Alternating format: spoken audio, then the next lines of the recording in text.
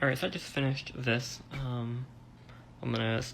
This is gonna be a draft until I publish it next week, because I finished it on 30th, 22nd, but I'll just have this ready for next week when I post the thing. Overall, I really enjoyed this comic. The art is fantastic, the story is really good, which is expected from Neil Gaiman. It has some really cool stuff in it. It uses a lot of the same tropes as Marvel does, but that's all okay. From here on, there's going to be spoilers, so if you want to go read it yourself, I do recommend it. It's 8 issues, doesn't take super long to get through, a little dialogue heavy, but go read it.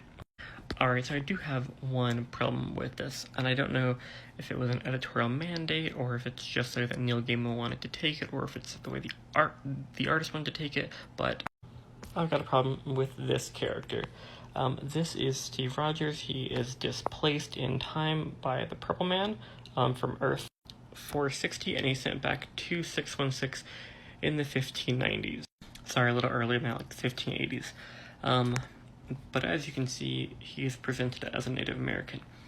I really wish I knew why this was a choice they went with, because he doesn't need to be a Native American, and the whole entire story he is portrayed as that until the end of the 7th issue, where he admits that he is from the future.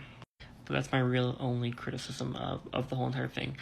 You have the original X-Men. They're called witch breeds in this. They're hunted by the Church and the Inquisitor. The Inquisitor is actually Magneto. Nick Fury's in it, doing the same thing he does. Matt Murdock is in it, being a spy.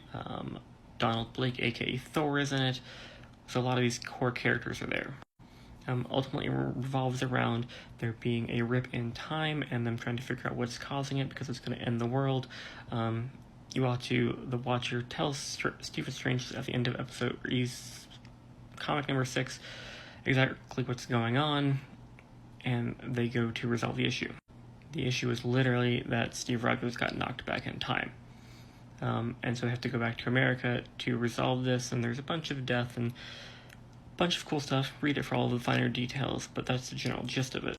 When I said it does cool stuff with the art, this is right before the world is supposed to end, and the saving point of the world is colored, and the color's been sucked out of the rest of the universe. Also, there's some interesting points where Reed Richards was left alone so long because he was in captivity that he figured out that the world is just stories. He even tells Ben that he probably can't fix him because it's more satisfying for him to be a rock monster. Also, Uatu calls the universe the 616, which I thought was pretty interesting. Overall, would recommend if you can get through some pretty thick prose and dialogue and be okay with that. Like I said, the art's great.